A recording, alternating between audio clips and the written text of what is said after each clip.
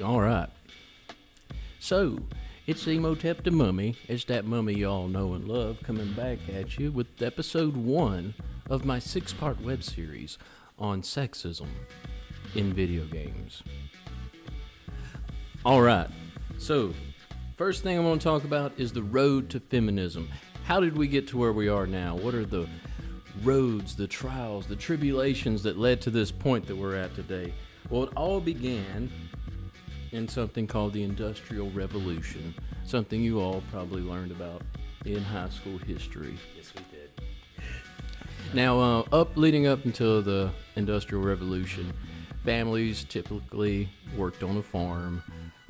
The male members and female members of the household both contributed to making a living. It wasn't the guy going out there and farming, it was the man and the woman just working to survive. However, when there was the mass exodus of people from the rural communities to the factories in the cities, well, the woman stayed at home while the male went to work. Yep. And that's where we got all these phrases like, who's wearing the pants in the family? And, most of the time it was the man. And that's where these gender roles really became defined around that time. Now, the fight against that was something called the women's rights movement. It was mostly about the right to vote, something I think we all agree women need to have. Yeah, you're right. Yep, need to be able to vote. And that's pretty much just about it. I mean, it was just a fight for the right to vote and also, to a certain degree, equality, but mainly just wanted to be able to vote. And also, another word for that women's rights movement is first wave feminism. And that eventually evolved into the second wave of feminism that occurred during the 60s. I think we all can remember the 60s. You remember the 60s? Oh, yeah. I don't. I wasn't alive then. But I do remember seeing a lot of videos that looked like a really groovy time. Now, the main focus of second wave feminism was dismantling workplace inequality. At the time, women were limited to roles such as teachers, nurses, and secretaries. Yes, they did. They were once called secretaries. I believe now we call them administrative assistants because secretary is just too sexist. Yep. I wouldn't mind being a secretary. Sexist Terry. That's sexist. Also, another thing that they brought up was bringing issues like rape, domestic violence to the public eye. Really making them aware that rape and domestic violence was a thing and we need to be aware of it. I think that's something we can all agree it's a really noble goal. Yeah. Now after the second wave of feminism, it evolved into the third wave. This took place during the 90s. During the 90s, it can be summed up with a single phrase. Women can dress in attractive attire and still have a brain. Women can still, dress provocatively however the hell they want, and no one can judge them for it. And at the same time, they can still be viewed as intellectual individuals. I think that's also something we can all agree with. And at the same time, they also were going after those same goals of breaking down the barriers, the so-called glass ceiling, trying to get women in leadership roles in society, and that's well and good. I'm all for that.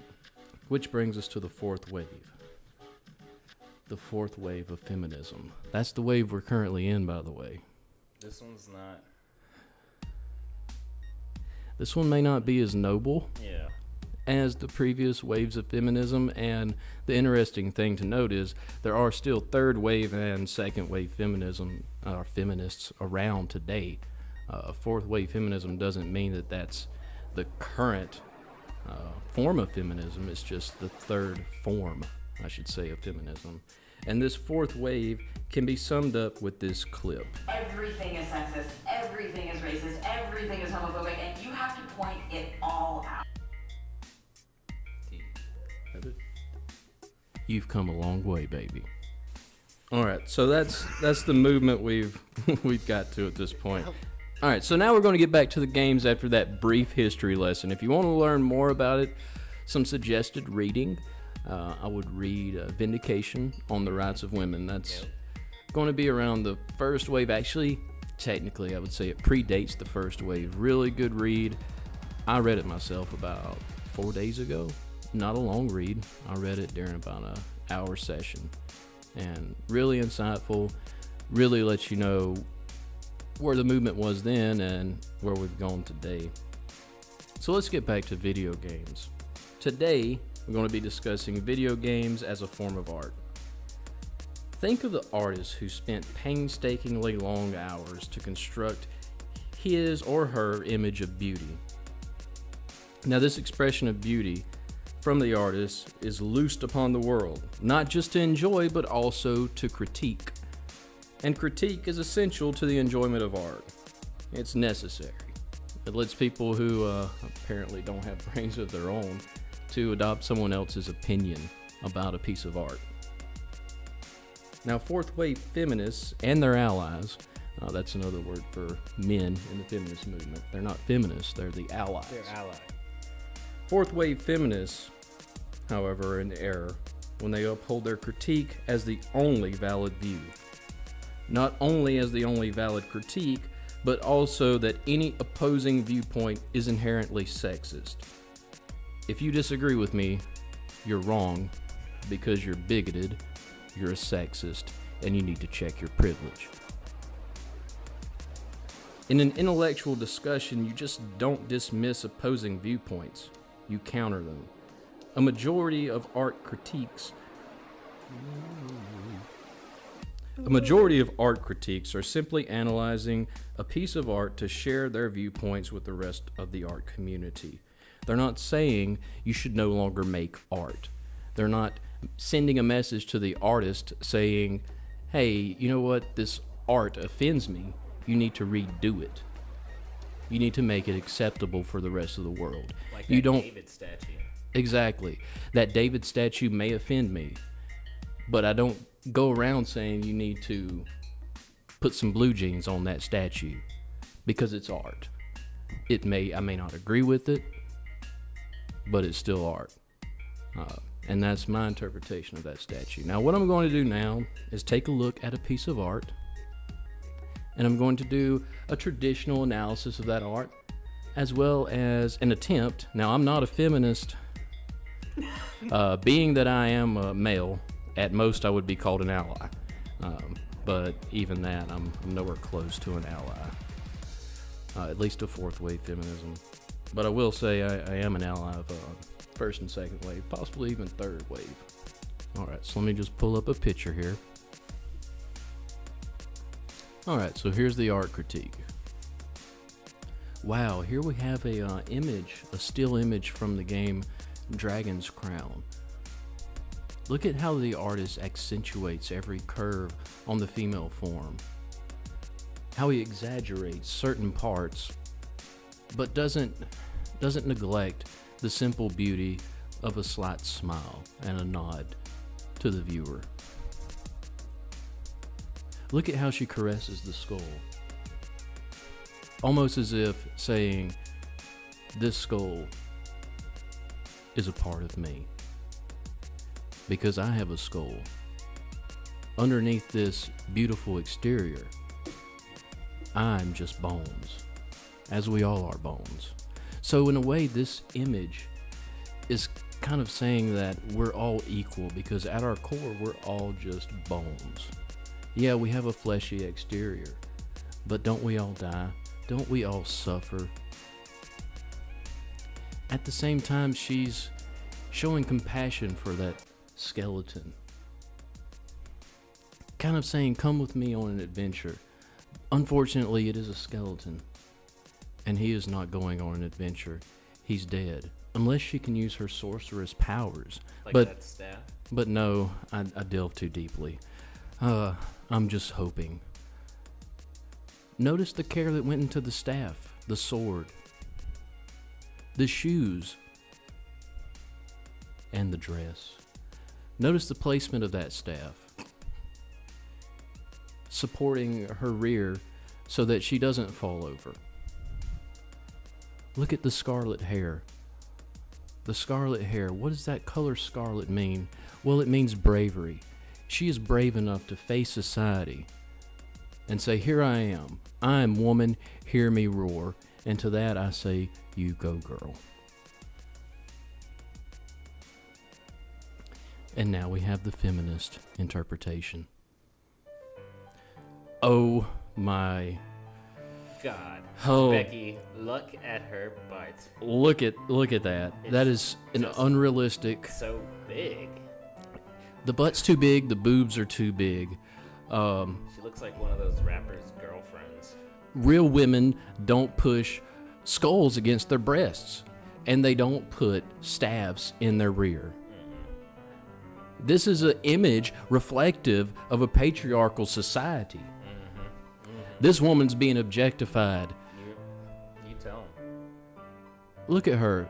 Look at the look she has, looking at us as if I'm here for your viewing pleasure. Well, no thank you, Missy, and no thank you to the artist that drew you. Let's talk about the skull. That skull represents death. Death. Which I wish upon the artist who drew this. Death. Probably some straight male. Oh, it sickens me that our society finds this acceptable. Do you see a single blemish on her skin? Lord help her. Unrealistic. Even the skeleton looks attractive. And that sword, need I say what that sword represents? A penis. The phallic shape. Yes, it is a penis, and the sword is the penis's dominance over that female figure. It's not enough to just objectify the woman. You have to put a penis in the picture too. And the red hair. Oh, it's not even a natural shade of red. And her ears. Real women don't have ears shaped like an elf. It's an unrealistic portrayal.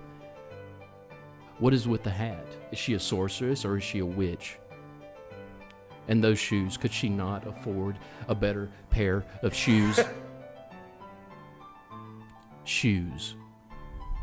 She probably couldn't afford a better pair of shoes because she is an object, a sex object, in a patriarchal game that places women in a role to be sex servants to Skeletor here with his penis sword.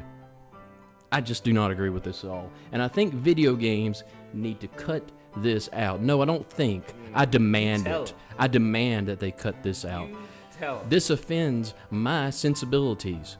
It shouldn't be here. We need to prevent the importing of these games. Now that was a feminist interpretation and my best attempt. That was Emotepdamummie. Yes, that was Emotepdamummie, channeling every essence of feminist angst within my soul. So to wrap things up here, feminism has come a long way.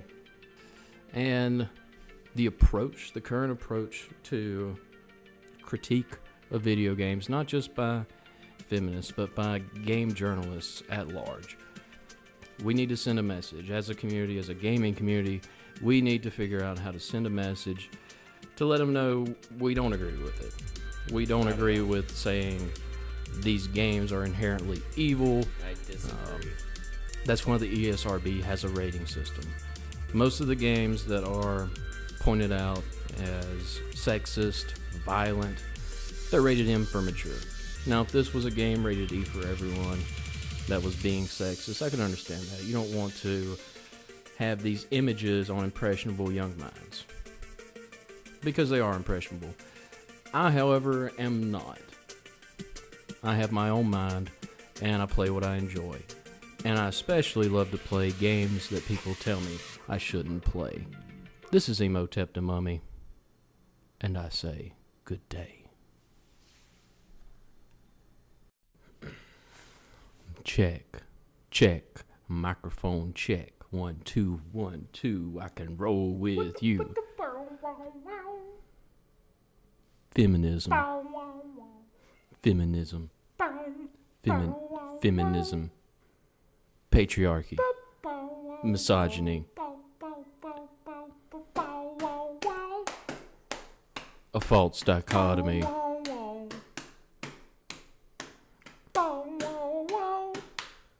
Sexism. You're a sexist.